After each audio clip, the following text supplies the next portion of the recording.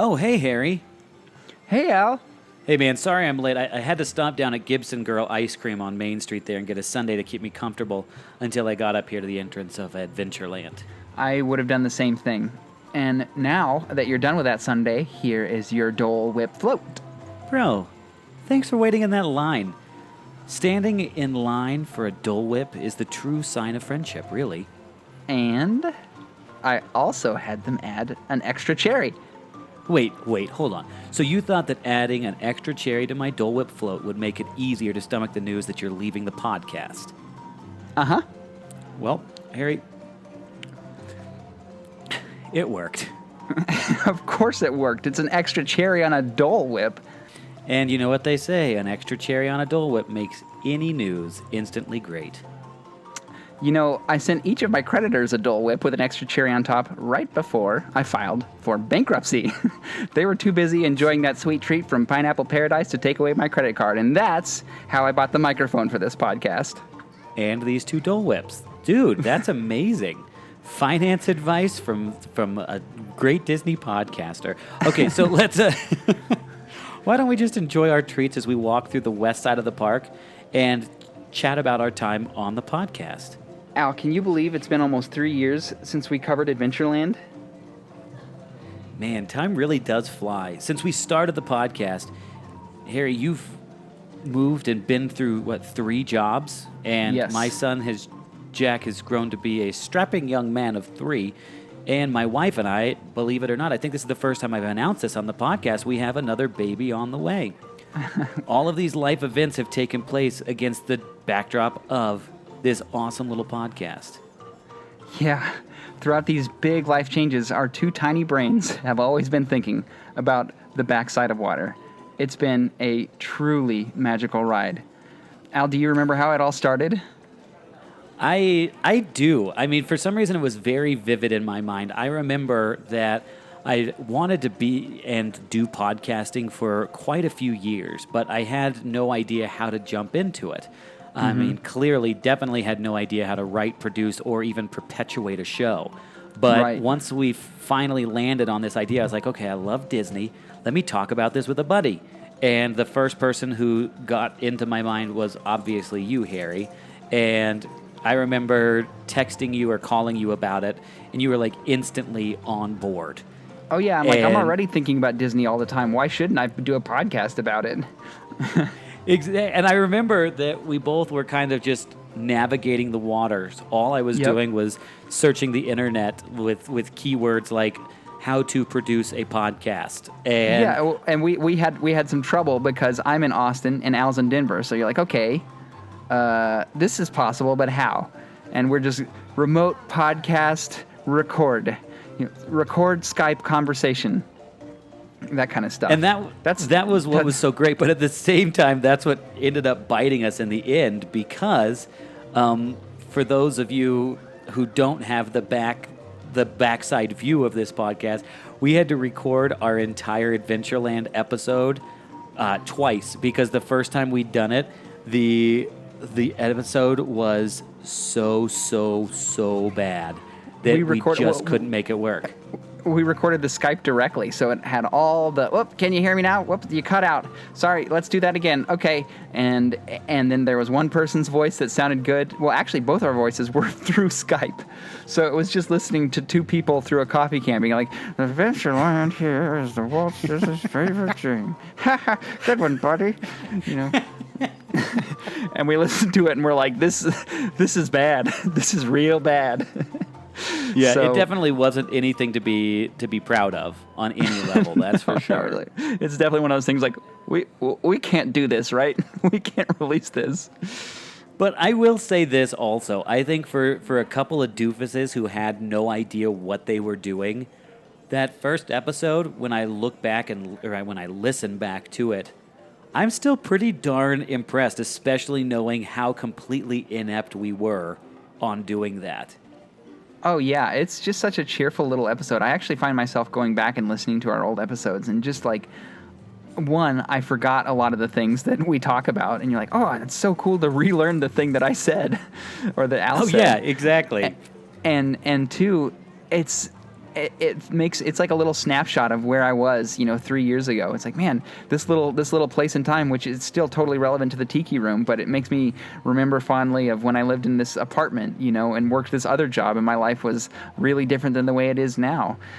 Just kind of. It's basically just an audio time capsule for both of us. Totally. And man, I really loved our Tiki episode. I'll also say that the opening Nazi sketch of our Indiana Jones is my favorite personal sketch of ours, where we have to save the podcast from Nazis who are trying to. I forgot about that. It's great, man. They're trying to steal the Emerald of 9 Goddesses, which obviously is the power behind our podcast. And of course, it's a Raiders of the Lost Ark send up, so they open it and they melt. But meanwhile, Al and I are just fighting about who hates Nazis more. I really love that sketch. Every time I listen to it, I'm like, I love pulp, and it's just the right amount of adventure pulp that just it gets me. So I also love. Go ahead. No, by all means. Well, I love, too, that we learned that you can ask for Marabic decoders from a cast member, and they will give them to you. And if you're in the long queue, you can decode the secret inscriptions. Like, oh, that's so cool. And you should totally do that. Can they still do that? Mm-hmm. That's what I understand. They pass out photocopies of the original Marabic decoder cards, but you can also just dial it up on your phone, and you don't have to actually talk to a person to get that information. But still, if you want the full immersive experience, you can talk to a cast member, and I bet you they can make it happen. If not, just bring a printout. Well, and I'll say this too. I mean, especially for those of you who haven't listened to this show all the way through, you can know that I obsessively talk about the world-famous Jungle Cruise because I was a Jungle Cruise skipper. And yes, one of the things I will say this: the World Fangus Jungle Cruise. If you listen to our episode, we get a good laugh about that. It's World Fangus. I forgot. Fangus. Yeah. Well, I can say this to be completely transparent on the show.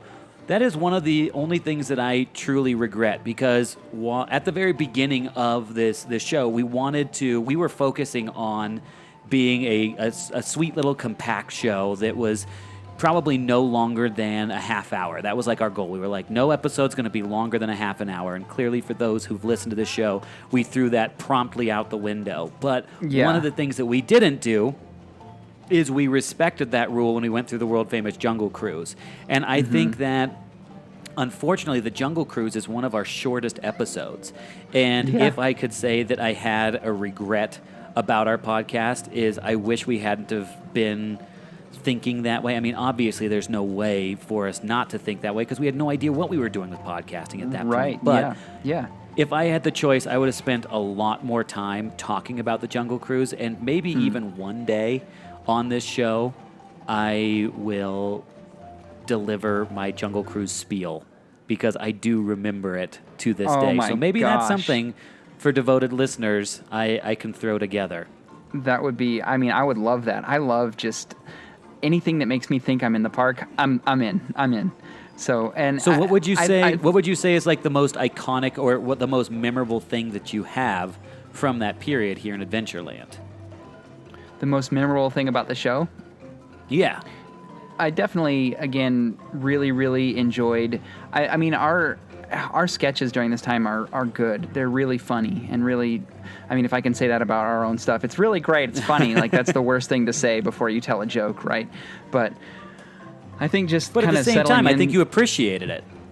Yeah, totally. And I think that between the Indiana Jones and the Jungle Cruise comedy caper that's ridiculous, and Jungle Cruise episode, of course, like it's short and we hit all the high points and we definitely loaded up with puns, which, if you're going to do a short Jungle Cruise episode, that's the way to do it. So I agree. I will also say this, that I think that just like our previous episode with Sleeping Beauty, I was really pleasantly surprised by Tarzan's Treehouse. I tend to avoid that thing because I just see it as a time suck. But I also, after recording that episode, man, I so appreciate that place even more. Yeah, that's happened quite a bit. You're like, Rivers of America, meh. It's where you see cups floating around. Yeah, exactly. But then you look into it more and you're like, no, this is awesome. Whoa. And I don't know. That's actually something that I've kind of taken away as a life lesson from this podcast, is if you just notice things and look harder, the world is pretty awesome. Like, seriously. I disagree, So- but I tend to prefer to look at the world through closed eyes. In terms of nuclear winter. Fearfully clenched eyelids. Yeah. Well, as we walk over the bridge here, looking down to the queue area for pirates, this also brings back some awesome memories of that being the first attraction we rode together on the podcast. That 2-part show and the intro that we did is actually one of my favorite episodes. Oh, I know. And where we talk to the real pirates and interview the mayor in the well, like, wow, it was so fun. And I catch myself, if I'm having a kind of a bummer of a day, I can go back and listen to these and feel like I'm riding the attraction and riding the pirate rides. So our pirates episodes are some of my favorites. The voice acting is amazing. And of course, Jim Hattendale, who's the pirate, that's not a made-up name. I want to point that out all these years later. Was it not? That isn't. No, it's a totally made-up name. Okay, I was going to say. I just wanted to say that it's not. So phew, got that off my bucket list. So New Orleans Square, as our loyal listeners know, is one of my favorite areas in Disneyland. So I think that's one of those reasons those shows have so much energy around them. I also like to say that my favorite voice acting in the show was the Gree Man. Our favorite character was the Gree Man from the New Orleans Square episode. He reads my fortune, and it doesn't turn out well as in terms of me winning things. So that's a great character. Oh my gosh, I completely forgot about the Gree Man. That's the problem, is I feel like life gets so busy, as you know, that I don't get a chance. And media, we just get overly abundant amounts of media. And so much input. Yeah, you don't get the ability to go back and listen to these things. But I need to make a commitment. We are going out to Disneyland in a couple of weeks from the recording of this episode again, since I'm already here, but I'm going with my wife and our son again. And as we walk through, I want to take notes beforehand of all the things that you and I discovered, because I think that will make it even more nostalgic walking through there, remembering all of the stuff that we did when you and I aren't together. It's sort of, I mean, not to get too sappy on you, but it's sort of like rediscovering, you've been with the woman you love for 10 years and you're like, same stuff. And you're like, well, no, wait, I actually didn't really pay attention. And you start to notice all these other details and you're like, I fall in love with you over and over again, every time. Every time I look closer, there's something that just speaks to me in some certain way. And that's pretty much the way the park is. So hopefully you visiting with your wife, that will be contagious, and you can kind of apply some of that to your own marital relationship. That's what I really hope for you right now, buddy. Oh, Harry. Can you find a way to make a good analogy for my marriage and a bread bowl filled with clam chowder? Yeah. It's 2 parts, but it's one. You understand? The bread bowl on its own is nothing but bread, but the chowder on its own has no form. So they need to be together. Formless and void. Yeah. You see, the chowder fills the hole in the bread to make a complete entity, Al. There you go. Pitch me another one, dude. Pitch me another one. No, don't. I feel like this could get bad. I feel like... I feel like you need to create a book with Cajun recipes in it and marital advice that relates to those Cajun recipes. You've got a future, bro. You've got a future. Dude, Dole Whips. All right. You got the same kind of substance, but one's liquid and the other one's solid. Okay. Let's not get ahead of ourselves here, Harry. I feel like your wisdom needs to be brought in small pieces. I hear that often. That's enough wisdom for today, dude. Just stop. Just shut your mouth. I will say this. I think one of the things that I love too is our episodes on Club 33 and the Blue Bayou. I Yes. loved, and again, I think the interesting thing is I would argue that that is the first point where you notice a little evolution of the show. That Yeah. we went from, I mean, for those of you who again aren't on the backside, you're getting the backside of water on this episode. That was really the time that we kind of started to see a little bit of life leaking in to the podcast. That time was becoming a little bit more of a commodity, Yeah. and so consistency on release was a little bit iffy. And one thing that we started doing is we splintered. So we started writing episodes independently of one another. And I mean, good, bad, or indifferent, you can definitely see a line of demarcation for those who want to actually go back and re-listen after listening to this episode. You can tell without question that there was a tonal change and shift from that point. And I don't even know if you remember that either, but that was something that just really stood out to me while we were recording. Huh. No, I personally haven't noticed that, really. But I know what you mean. Like I think we started to get we started to really do deep dives, and we started to kind of work independently and stuff too. But at the same time too, like, you know, I was looking for new jobs, and like the job that I was in wasn't suiting me very well, and it was I wasn't very focused, you know? It was hard for me to focus on the things that I loved during that time. Well, and I think that it doesn't necessarily. The nice thing is, I think that if people hadn't listened to this episode and didn't know that we were talking about it, I really don't know if anybody would notice. But Yeah. again, the thing that I noticed was with you and I. And I just remember thinking at that point that I was like, okay, well, this is a new dynamic that we have to work in. And we love this show, so that's just something that we've got to do. And then the nice thing was, after our Blue Bayou Club 33 episodes, we then walk into the Haunted Mansion, which in my opinion, of all of our quote-unquote produced episodes, I think that the Haunted Mansion is by far, even when I listen back to it today, my all-time favorite show of ours. It's definitely a variety show. A lot of there's so a many lot of different pieces. ideas and little sketches and little pieces. It's fun. It's fun. I will say that, tooting our own horns on that one, that episode, I would say combined, we probably put a good 30 hours of our time into. It took so long.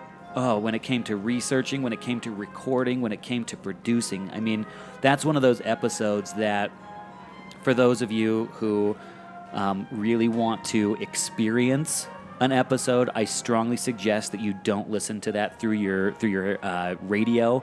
Instead, get a good pair of headphones, because we spent hours tweaking that thing. So even the smallest nuances of sound in that episode immerse you deeper into it, which I mean, it's a classic attraction as is, and it's one of our most listened to episodes even to this day. People are still downloading it and listening to it like crazy.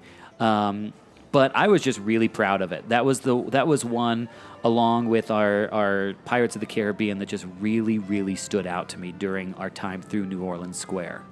Totally. And also, it was one of those things I didn't realize, I don't think either one of us realized going into it, that the Haunted Mansion had like 10 years of development before it was even deployed. So we were going into all these 10 years of everything, every bananas idea that Imagineers could chuck out for a Haunted Mansion. We were, and we didn't even get them all, not even close. I mean, we did all that we could, but it's really, I think it's a good tribute to one of my favorite attractions. I'm probably going to say that a lot. That's my favorite attraction, but Haunted Mansion in New Orleans Square in Disneyland is, oh man, that with the relation to the pirates and stuff, I mean, so classic. It's just one of my favorites. I agree. I couldn't agree more. And as we pass through this beautiful New Orleans Square area, this is one of my favorite places. I'm so flustered by it. It's one of my favorite places to walk through the park at night. And Another good piece of trivia, if you want to, you can actually go onto Google Maps, and I've talked about this in a previous episode, but I'm just so darn proud of it. If you go onto Google Maps and look at the street view in the parks, this area right here where we're walking through, right between New Orleans Square, Haunted Mansion area, and into Splash Mountain area, that's where you your can family actually is on see- Google Maps that's- on Street that's where View. you Yep. see, yep, myself, my wife, and my 3-year-old walking through the park.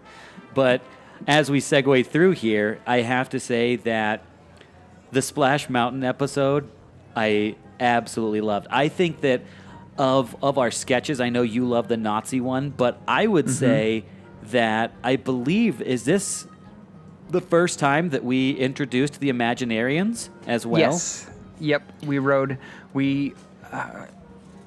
Oh man, I'm blanking out. What did we ride with the Imaginarium? Not the Bear Express, but a prototype of the Splash.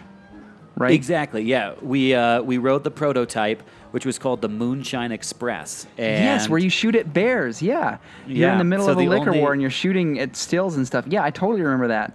Yeah. And I will say this: I think that in defense of our show, there's a lot of people that will get feedback who people are like, and if you read the reviews of our show, people are like, the skits get cheesy, but you can look past that and enjoy the rest. In my opinion, the reason why we do sketches like that is because if you just dryly deliver that information, there's no entertainment.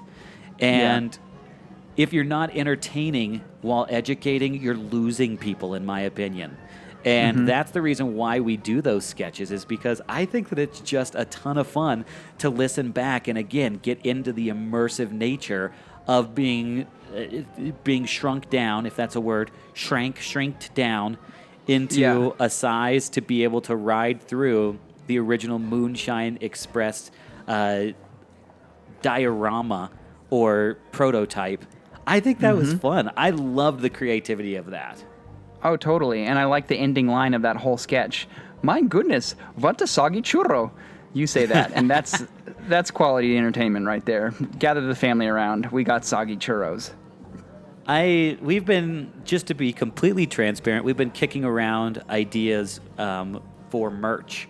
And part of me wants to put that soggy churro line into some of our merch. So if you're listening to this episode and you would wear a shirt that has something talking about a soggy churro on it in some way, shape, or form, shoot me a message on Instagram and let me know if that's something you would wear, because I would love it. And as we round the corner here, sorry, did you have anything else to say about Splash Mountain? I just had a ton of fun. I had a lot of fun on Splash Mountain, and I feel like the level of fun that we had in that episode really mirrors how fun that attraction is. Oh, I agree. I was also surprised at how many things we learned about Winnie the Pooh. I know, we were going into that episode kind of expecting to just kind of chuck something out, and then at the end we're like, this is actually a really neat little slice of the park. What's interesting to me is that Winnie the Pooh is a huge hit everywhere except for Disneyland. That's what's interesting. I still can't figure hit. that out. Yeah. That was a really interesting surprise for me to learn.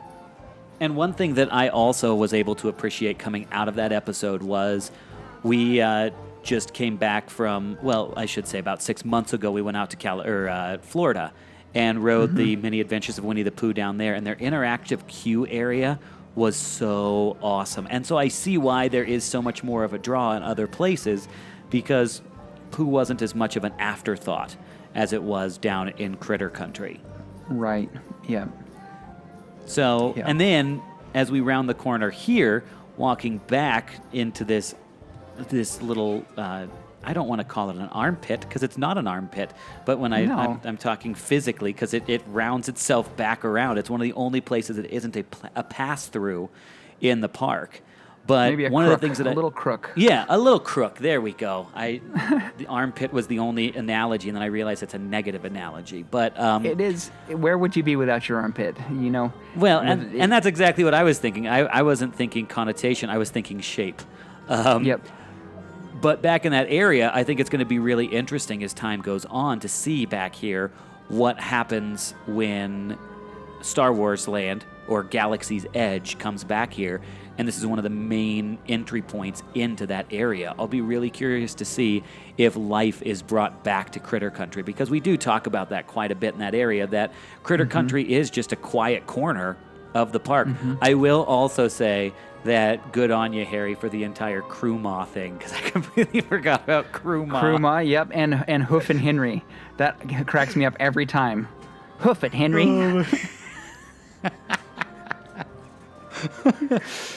Yeah, man, so much fun. So much fun. And then for some reason, I have just such vivid visual memories of us going into the Rivers of America. And this really was the birth of the mini episode. And yes. I mean, again, on the backside of things, the mini episode also came up because we were going full steam ahead with things again. And then around this time, I remember that it kind of seemed like the brakes needed to be pumped a little bit. And I remember time being of the essence and being of a hot commodity. And we just weren't able to find that time necessary. And so I think that for me, that was one of the reasons why the mini episodes came in. But then we also realized how many people are really going to want to sit through 1 hour of Davy Crockett's Explorer Canoes. And so it was another evolutionary step of the podcast to say we respect people's time, but we also, and we don't want to give filler. So we're going to create some mini episodes that leave people wanting more. But also we're going to not skimp either. Right. And I honestly, I wasn't thrilled about Rivers of America. I was like, okay, I guess we'll do the Rivers of America. But then afterwards, I realized how much I'd overlooked this treasure in plain sight. Like, next time I'm at the park, I can't wait to ride the Columbia. And I will ask to ride in the wheelhouse of the Mark Twain riverboat. And I honestly didn't even know that the Davy Crockett Explorer canoes were a thing, much less they are the oldest unchanged attraction in Disneyland. Talk about your 50s nostalgia. That is awesome. And I hope that if I'm in the park, we can ride these Davy Crockett Explorer canoes because it's like a glimpse into the 50s when you throw on a coonskin hat and paddle your canoe down the river and just imagine that the West is just your playground. Oh, absolutely. And there still is an element of danger on these things, too, because, I mean, as they float in the water there, you see that they do rock back and forth. Since it's one of the only things that's not on a track, it's one of the only places where you truly are in control of where this goes and how the trip goes. Yes, yeah, which is there is the danger there, you know. Plus, you're probably in the canoe with some people you don't know, so you gotta trust them. Oh, I agree, and I'll say this too, that as we round the corner with the Rivers of America to our left here, I think that looking over the expanse of the water, it just brings back a ton of memories of this point, because I remember this is where we really started to see that there may be some, and I don't want to say problems, but this was something that we needed to cherish, because I think that realistically on the underside, neither you nor myself were exactly sure what the future of the podcast looked like. Not in like a negative way, but just the dynamic nature of a show like this. I mean, this is, we were 2 years into the show almost by this point? Right. And when you've got that much time into it, it really does make you need to, on the backside of things, look at it and say, what is this going to look like? And so it took a while for those episodes to come out, but we really had to have conversations about consistency, because if anybody who's ever followed this show, they know that our consistency is fantastic. I know, right? Yeah. It's basically that of like the breeding habits of horseshoe fish. I don't even think that's a real thing, but I'm going it is. That's why you haven't heard of them, because their breeding habits are so inconsistent, sporadic. Yeah, exactly. But that was one of the interesting things. And I do remember specifically that that's when we had one of our listeners leave a review that talked about how we had been losing steam. And I don't know. I still listen to those episodes, and I really cherish them, and I really value them. And I think the reason why we were maybe said to have been losing steam on those, which I totally appreciate when people are honest about those types of things, because it does make us look at it and say, what exactly are we doing here? How can we reevaluate? But I think one of the things that we did is we didn't do as many skits and sketches around that time as well. And I think that with the immersive nature of our show, I think that started to shine through. And that's why I was so excited when we were able to finally release our Frontierland episode, because I think that Right. reinvigorated and brought some really new life to the show. Right. Well, to give you all a little bit of a background for what was going on in my life at this time, I was basically fired and didn't have a job lined up. And I had a mortgage to pay for and, all these boring grown-up problems. So it was, again, really hard for me to focus, because I was like, podcast, schmodcast, I got to look for a new job. And of course, the jobs happened. And were they things I looked for? No, they found me. Recruiters contacted me, so on and so forth. But I was flying out to California to talk to people. I didn't know if I was going to stay in Austin. I didn't know what was going on. And it really, it made it so that like I said, I wasn't able to really put the focus into the podcast and put my heart into it the way that I had before. So it was an intense time. But that's why when I did get another job and things were kind of stable, that Frontierland, we were ready to go, and it was so good to get that feeling of getting back in the saddle. You can just hear, like, we're just goofing, and then those jokes about interviewing at Monsters Inc. are great, and it felt great to just kind of be back in the saddle and kind of feel like myself again. Oh, absolutely. Well, and I also think that this was the time where, again, I think that you were very transparent at this point in our journey, talking about dissatisfaction with where you were at that time, and that's where the rise of the "let's get Harry to work at Disney Park somewhere" campaign began, and a lot of people actually were really, really involved with that, and really wanted to see you make that happen. And it's funny because when we announced on social media that you were going to be stepping away from the show, that we had a lot of people talk about or ask the question if you finally got the job at Disney. And it's amazing to see. Go ahead. No, yeah, you go ahead, because mine's long. Well, I was just going to say with that, it's amazing to see that we have a lot of listeners that we have never met before in person who have given us the absolute honor of their time and attention to reach out and encourage two schleps who they don't even know outside of a pair of headphones or radio speakers, and are willing to pour into their life and encourage them in doing things, whatever that may be. And so that was just something that was really inspiring to me that I didn't even anticipate as a byproduct of this show. Yeah, absolutely. And that's something that I wanted to talk about too. Like, hey, everybody who emailed, what's the deal? I'm not working at Disneyland currently, so what's the deal? Well, first off, I really, really appreciate everybody who emailed, who took time out of your very busy schedule, took time to comment on Instagram like, that would be great, it'd be so fun, it'd be great for you. And I appreciate you so much that you were giving me encouragement, just like, hey, whatever dream you have, you follow that dream. So what it ultimately came down to for me is that working at Disneyland would absolutely make me happy, but for the time being, I'm happier to provide a more comfortable life for my family, even if that means long days at the office. So it's the old balance of creativity and finance. And for this particular season of life, I went with my inner Roy Disney instead of my inner Walt. Plus, as fun as...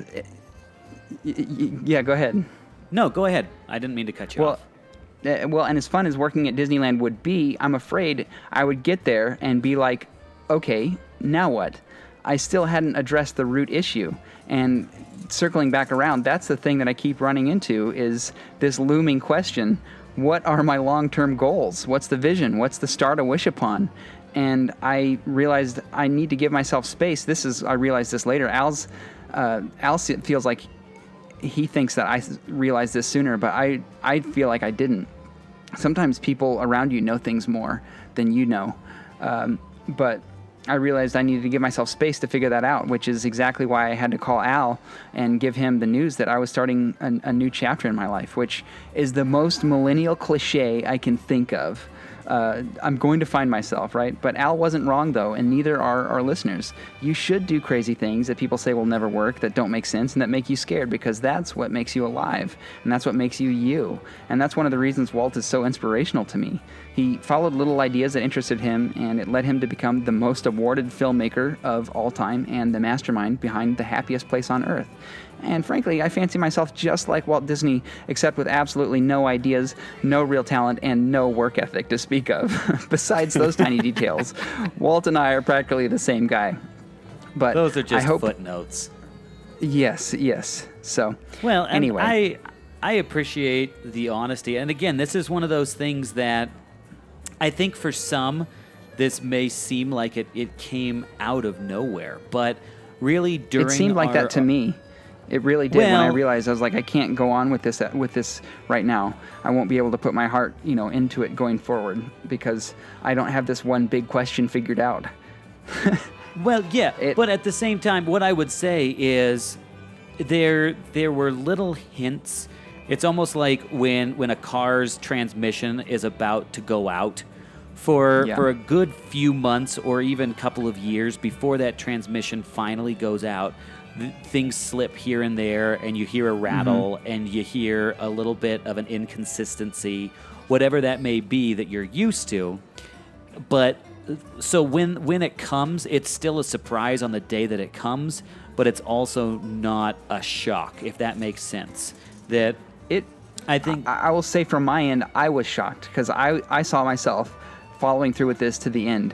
I really did. I was shocked when I came to the realization that I wouldn't be able to put my heart into the podcast anymore. Like I that hit me like a ton of bricks, and I was like, I don't want this to be true. I don't. I have so much fun. I mean, there's so many times where I'll be feel like the most boring person in the world, and then get on this podcast and just laugh it up with my friend talking about an amazing, amazing, inspirational place, and like, what could be better than that, right? But that's what I think was so great about that Frontierland time, is coming in with the Frontierland episode, going into the Golden Horseshoe, being able to talk about things like Wally Bogue and Steve Martin.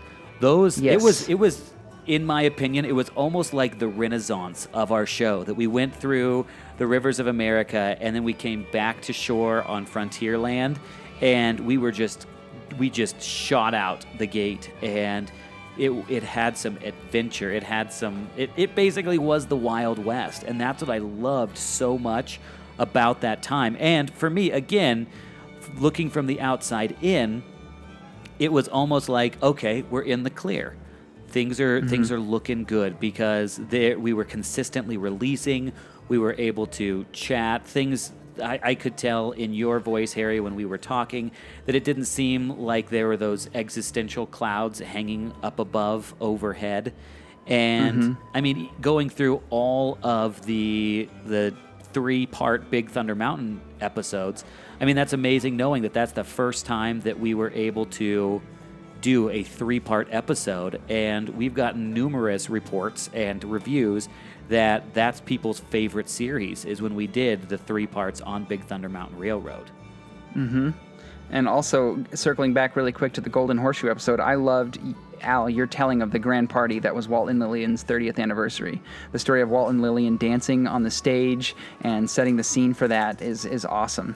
And also, listen to that episode for when Cookie says, "I'm talking about the mother lode, you dunderhead," because that's classic. That's the stuff that you're so really able to pull Cookie's voice out. Cookie showed up. Cookie showed up and grabbed my mic. I was like, "Oh, hey, Cookie! I didn't realize you were here at the park with us." Of course I'm here. Who else would be here, you idiot? Sounds like Cookie needs some coffee again. You darn Cookie needs some anger management classes. Yeah, he does. But and that's the thing that I also love is we're a scrappy little show.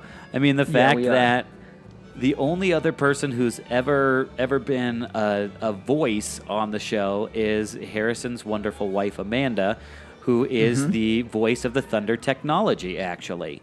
But Right. outside of that, everything's been voiced by the two dopes who run this thing. I will say I've never heard a hotter computer in my life, but that's just me. It sounds like the beginning of the movie Her. I think it is. I think it is. Well, and as we round the corner and walk back into Fantasyland, this is the part that's hard for me because I remember recording that Fantasyland episode, and I will say this is where Harry totally had my back because that was a time where I was particularly in the weeds, so to speak, in life. And Harry single-handedly wrote the Fantasyland episode, which is amazing because if you go back and listen to that thing, not only is it chock full of knowledge and information, but it's a really, really well done episode. So kudos to you. Excuse me. Kudos to you, Harry. Well, thank you, Al, and thanks for buying into it. It was great because at that time I actually had some time off from work, which I hadn't had in a long, long time because I do contracting and I don't get time off. So with that time off, I was finally able to be like, okay, I want to deep dive into Fantasyland, the heart of Disneyland, and learn and write everything about it. And that was also a time I was like, okay, this is one episode that I don't want to have like our usual dynamic. Like I want to be really respectful of the Fantasyland legacy and to really just make you feel like, oh my gosh, I love this place because I love Fantasyland and I love what it represents. And I feel like there's not a whole lot of room for dad jokes when you're talking about Fantasyland. It just it's just a respectful, and I love dad jokes, but that time it's like, let's back off and let this episode breathe and let this be a magical land of yore that's timeless. Oh, So, without question. my mic in that episode was doing something weird and it was fading in and out, and that's going to forever haunt me. So that's my personal scary adventure when it comes to Fantasyland. We've definitely had quite a few gaffes along the way, and thankfully people are really pleasant. I remember, again, being two schleps who don't necessarily know what they're doing, it kind of is daunting to think about some of the things that we've bitten off as far as immersion goes. And there are plenty of times where I look back on this thing as a really, in my opinion, beautiful family car with a lot of dents on it. And those dents are things that I try not to look at because looking at the entirety of the car, it's just got so much character to it that I think those dents add to the character itself. But one of the things that I found interesting with that Fantasyland episode is a lot of people wanted to hear about Fantasyland. There is a marked difference in our audience before Fantasyland and after Fantasyland. And this is, I mean, not to get into the nuts and bolts because I don't like talking numbers and all that stuff because it gets weird, but we almost tripled our numbers of listeners after that, which is insane because we were shocked at how many people wanted to listen to us from the outset. I think when we checked right before the Fantasyland episode, we had 6 listeners because our wives told a couple of their friends, and so they started listening too. But that was one thing that really stood out to me. Is I was like, man, I wasn't expecting Fantasyland to be so impactful, but it was. It is, yeah. That land it sticks with you. It's the first thing that, well, I personally think of Adventureland because I like I love it so much, and I think Al's the same way, but Fantasyland is what really sticks with people about Disneyland. That's absolutely the beating heart of Disneyland. Oh, absolutely. Absolutely. And I would say that as great as the Pinocchio and Snow White episodes were, I really, really was stoked about our latest actual episode of Sleeping Beauty Castle. I thought that was really great. Oh, I know. We were thinking it was going to be a mini episode. Think again. There is so much information about Sleeping Beauty Castle, even though you walk through it in 5 minutes. Yes. It's unbelievably packed with stuff. And I would say that I remember I was actually walking into Sam's Club with my family during the writing or the time where we were writing this episode. And I remember getting Al wrote the that voice. episode. Al totally carried me through the Sleeping Beauty Castle episode. Like, he killed it with that. And it was I opened up my computer to read a completely thoroughly researched, right down to the Disney family crest back in Normandy episode, and I was like, oh my gosh, this is incredible. I definitely was like, Al, this is some of the deepest research and writing I've ever seen from you, and way to go, man. Well, thanks, pal. It's the least I could do after that Fantasyland episode. But I remember walking into Sam's Club and getting the voicemail that Harry left me. I remember it was on a Monday, and I could just hear it in his voice that there was definitely something going on. And the moment that the voicemail finished, I remember turning to my wife and saying, well, I think Harry's done with the backside of water, even though you didn't even mention that in I didn't want to leave a call. voicemail, be like, I'm done. No, I was like, yeah, I think I said we need to have a difficult conversation about backside of water, which, that kind of prepares you for it. But yeah, that was a hard voicemail to leave. That was a really hard voicemail to leave. So, and it was something that I hadn't considered personally until one day I just realized that I'm entering a period of my life where I need to simplify and do less stuff and give myself more time. And like I've been saying before, as soon as I realized that I wouldn't be able to put my heart into the show anymore, you have to stop. And it stinks because it's so painful, as new beginnings are. And I'm really, like, I'm going to miss doing this show so much. But I'm going to save this, tell a little bit later. But hey, you guys are great.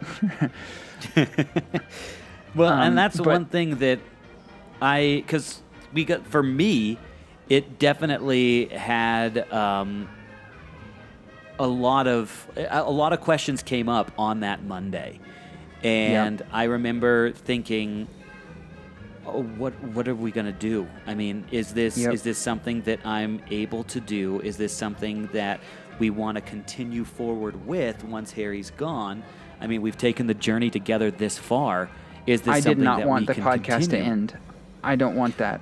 I would hate that, actually. And that's one thing that I remember very vividly, is thinking that this is something that we started out with a goal, which was to tell the entirety of the Disneyland story. And for those listeners, this hopefully, for those wondering, will lay to rest your questions. But I am going to continue the podcast. Now, I mean, it's not necessarily clear exactly what that's going to look like, but the podcast is going to continue. I am going to, without question, finish out all the way down through Main Street. I should say all the way through to the Disneyland Railroad. Disneyland Railroad, yep. And yeah, so whatever that may look like, it's going to look different. And I mean, it's one of those things where I think you and I are at, as far as metaphors go, I feel like my journey with this podcast is metaphorical for what you're doing in life, because I mean, not only with time are you struggling, but also, I mean, with your future vision, and just being able to have that clear vision is absolutely critical. But when you don't necessarily have that clear vision, it makes the path right in front of you a little bit daunting and a little bit scary. And that's kind of where I'm personally at with the podcast. It's like, okay, well, what does Backside of Water post Harrison Ownby look like? And it's not something that I've fully wrapped my head around yet.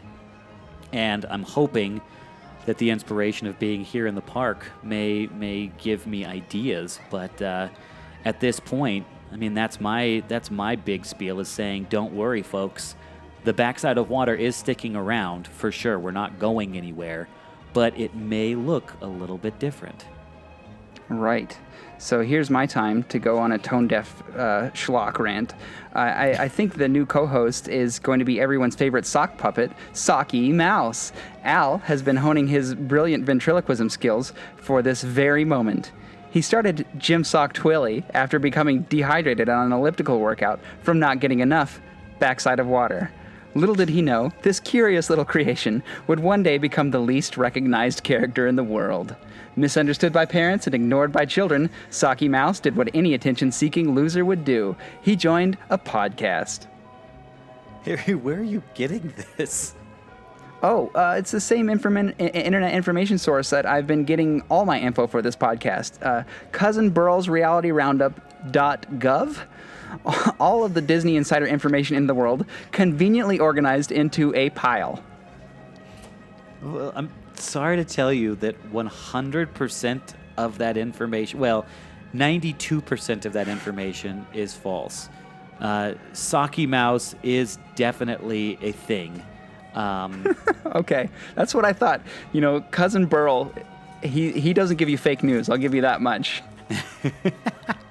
Well, so wait, that's the source that you've been using, though, is this Cousin Burl thing for the entirety of our show? Well, yeah, I was just delving into the rich history, awesome stories, and fascinating details behind my favorite Disney attractions. Harry, that's not even a credible source. But, I mean, honestly, looking at you and Socky, how could I even stay mad at you? Man. So, yeah, needless to say, sorry, that is the vision, that whether it's Socky or me alone, we're going to finish this thing out.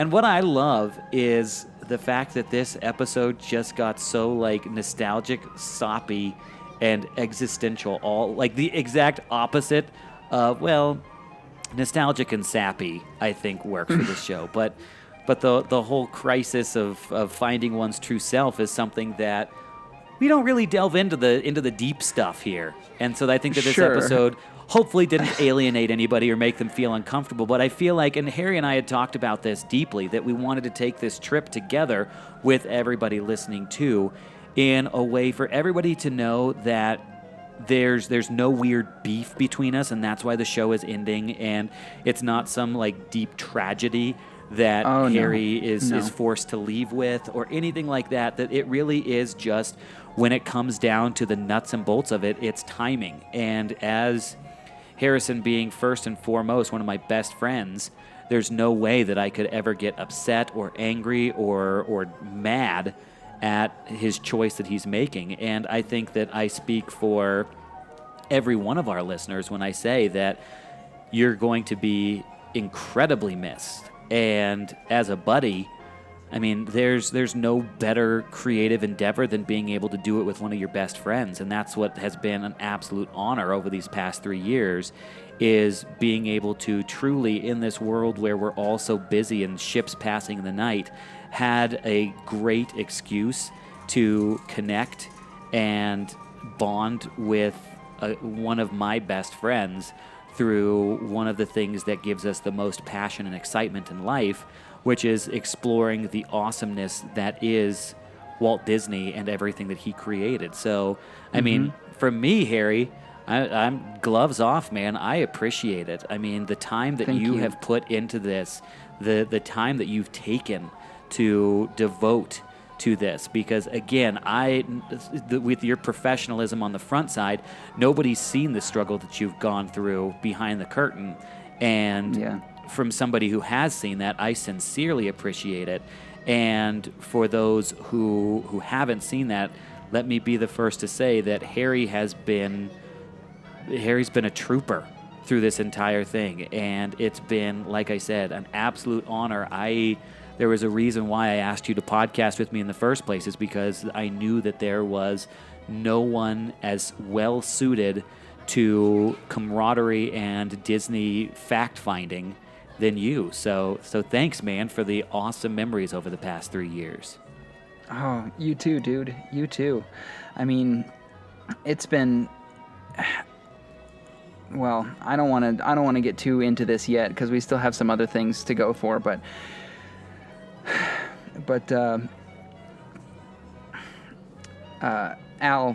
Walt Disney once said that we keep moving forward, opening new doors and doing new things because we're curious, and curiosity keeps leading us down new paths. And you are a curious guy, and you're a passionate guy, and you are you have a contagious appreciation and love for these parks. So that curiosity is going to open new doors and lead you down new paths. And I know that you will find a way to make it work, and not only work, but make it work awesomely. Well, thanks, and also, man. I do appreciate that. And there's something else that I really want to say here, is that I'm not saying goodbye. I'm saying au revoir, which means until we meet again, my friends. It's not goodbye.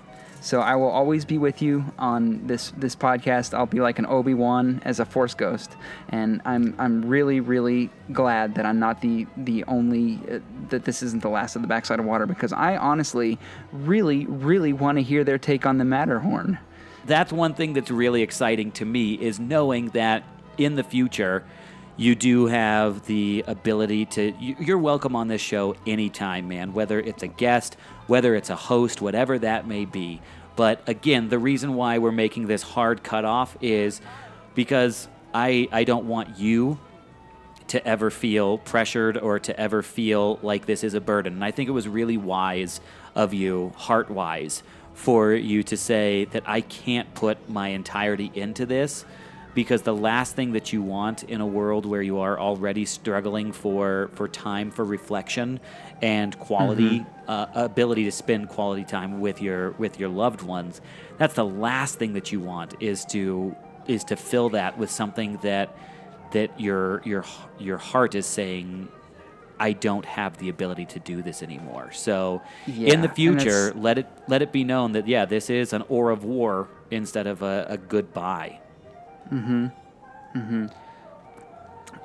I'd also, so now, go ahead. I was just going to ask, do you have any plans for this new path?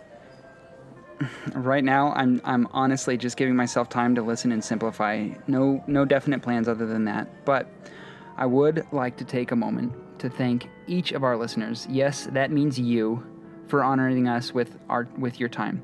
You can listen to any podcast you want, and you choose to listen to us. Thank you from the bottom of our hearts. You make this experience magical. So treat yourself to a churro and a Dole Whip, because you are that awesome. And Al, thank you for all your hard work on this podcast, pushing yourself so much with writing and audio production, and for having the vision for this show. And on a personal level, thank you for being my friend and for making me laugh. Thank you for your extensive Disney knowledge and your passion for Walt and his park. You're truly a skipper through and through. Also, thanks to Tiki Chippy, the sweep spot, and Word on the Main Street for being great members of the Disney podcast community and being so supportive of our little show. I'd also like to say that I personally have had a lot of fun. I've made memories on this show that I'll cherish for the... Sorry. I'll cherish for the rest of my life. This is the real Backside of Water, the backside of tears. Thank you all, and God bless. I just ugly cried into the microphone. I'm sorry for, if anybody's wearing headphones and it just blew out your ears with, hub, hub, hub. The rest of my life I'm going to cherish this so much. You're like, gosh, wasn't this guy the joke guy? What's this guy's problem? Next episode, 2-star review. Never listen to this podcast again. Filled me with existential horror. That's going to be the next review we get. Well, I think that as much as I hate to admit it, I think that now is the time. I think you're right. Man. Well, from me and from everybody in the Backside of Water community, I wish you the best of luck. And like I gushed earlier, this has been an absolute pleasure and one of the greatest creative endeavors I've ever embarked upon. And one of the biggest reasons for that being so memorable is because of you, man. It's been an absolute pleasure. Oh man, likewise. It's been unforgettable.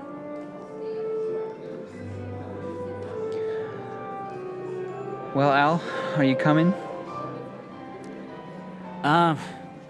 Go ahead and head out of the park without me, Harry. I think I need some time to myself.